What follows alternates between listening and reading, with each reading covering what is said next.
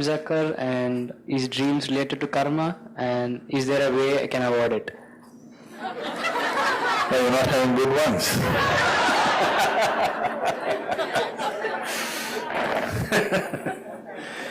So we're talking about nightmares, not dreams.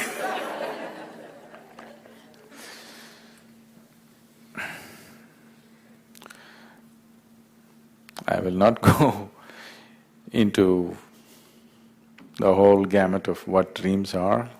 Actually, there are 4 types of dreams. One can have 4 different types of dreams.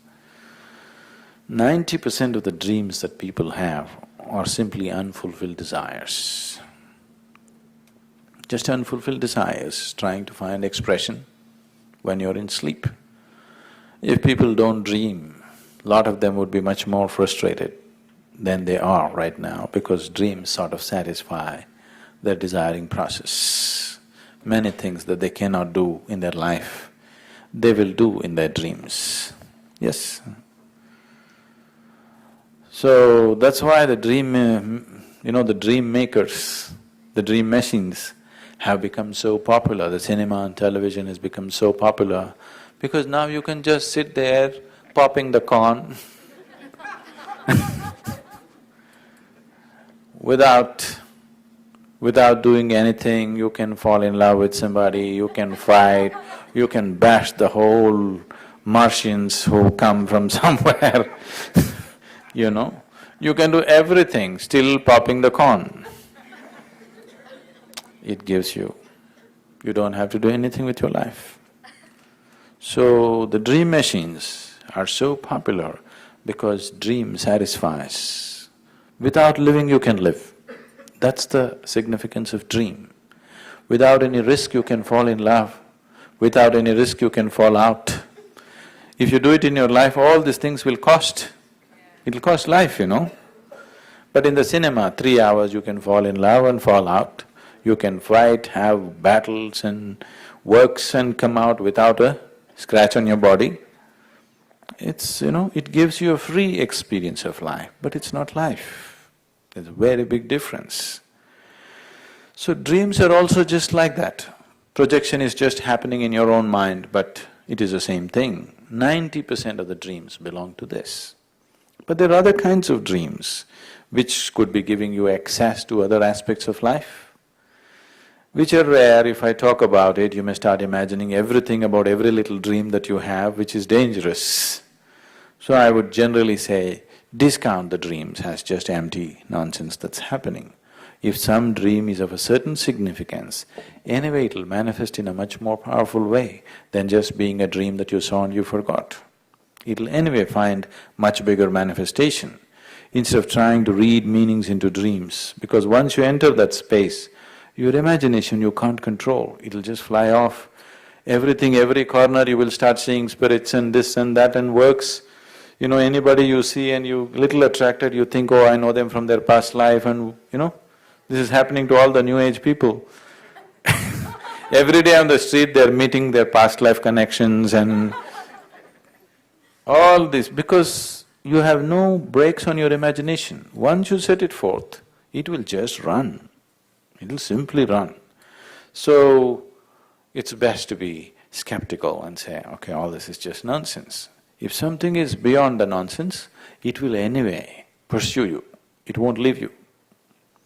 So, how to stop them? Why, make them nice. Can't you produce good movies? Free cinema. Why don't you enjoy it? But if you want to stop it, don't try to stop it. If you become meditative, dreams will disappear. If you bring a certain level of awareness into your life, dream will completely disappear. Psychologists don't believe this. They don't believe that one can live without a dream. I think Freud went to the extent of saying, you can live without sleep, but you can't live without a dream. Dream is so important, all the time it's on, REM. You know what's REM? Yeah. So, in sleep, this is all the time going on. Because these Freuds and Youngs and other people, they never get to study a yogi or a Buddha, they only study sick people.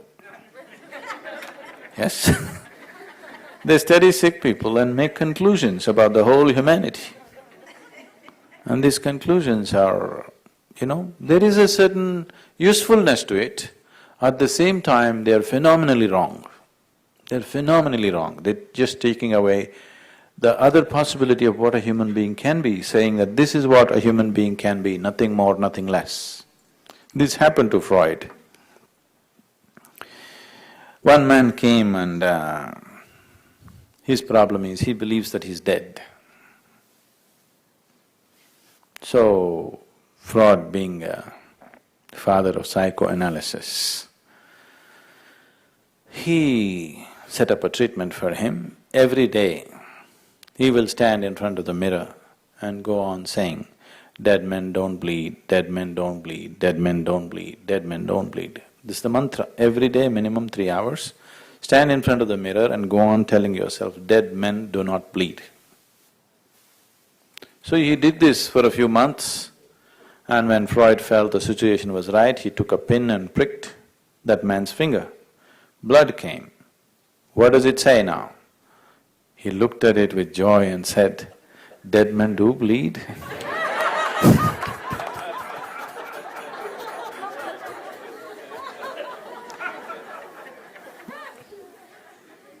And Freud himself was so terrified of death.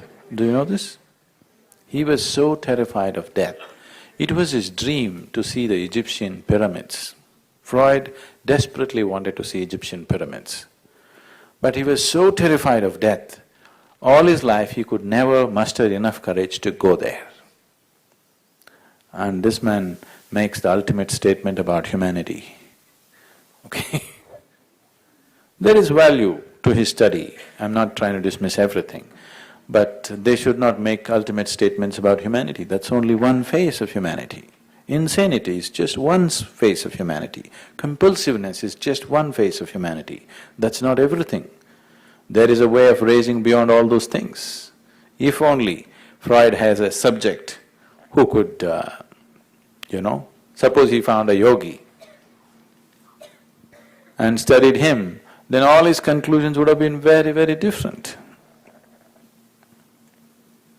Today also these things are going, we never usually subject ourselves to these things, but this happened a few years ago. Out of some obligation I said, okay. They wanted to wire me and study what's happening with me. Very interesting actually. Huh? It's very interesting. Is it? Do you do that?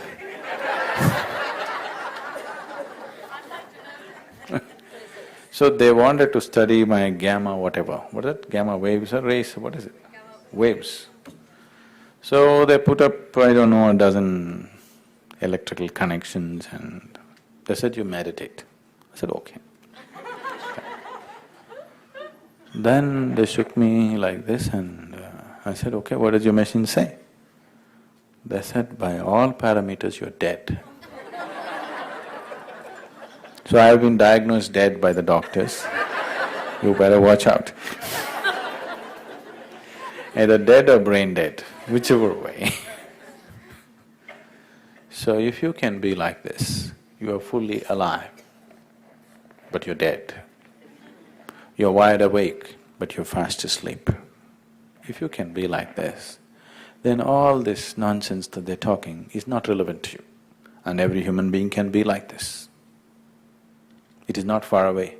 It's not happened because people have not looked in that direction at all, that's all. It is not difficult, it's not far away, it need not take a lifetime. It is just that people have never looked in that direction, they're all looking in a different direction. That's the only problem. For more on Sadhguru, visit www.ishafoundation.org.